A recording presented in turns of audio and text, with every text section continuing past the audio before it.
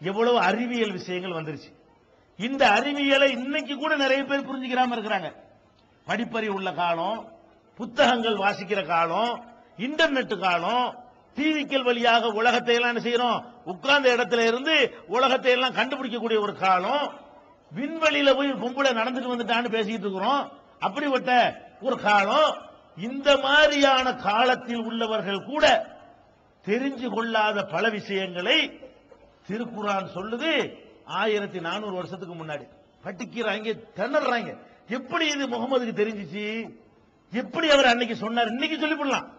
இந்த குர்ஆன்ல சொல்ற இந்த பல விஷயங்களை இன்னைக்கு சொன்னால் ஆச்சரியம் கிடையாது.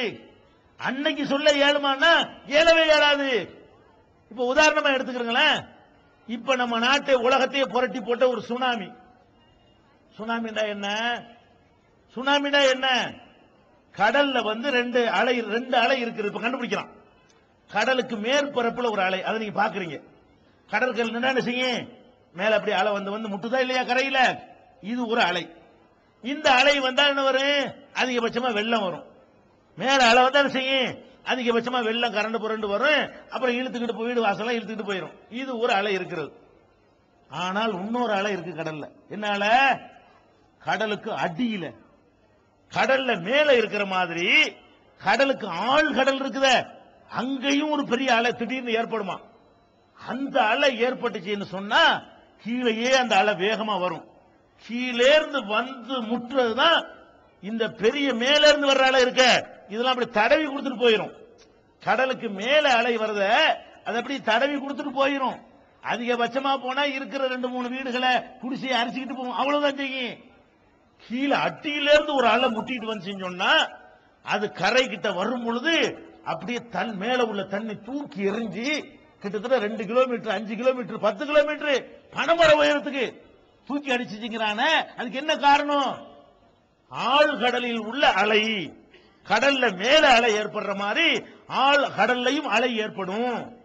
இந்த சுனாமி வந்த பிறகுதான், ஜப்பான்ல சுனாமி வந்த பிறகுதான் இதை கண்டுபிடிச்சு உலகத்துக்கு சொல்றாங்க. அதுக்கு முன்னாடி வரைக்கும் கடல்னா மேலதான் அலை, கீழே அலை இருக்காது. குளத்துல முங்கி பாருங்க, மேல அப்படி அலை இருக்கும், கீழே ஏதாவது இருக்குமா?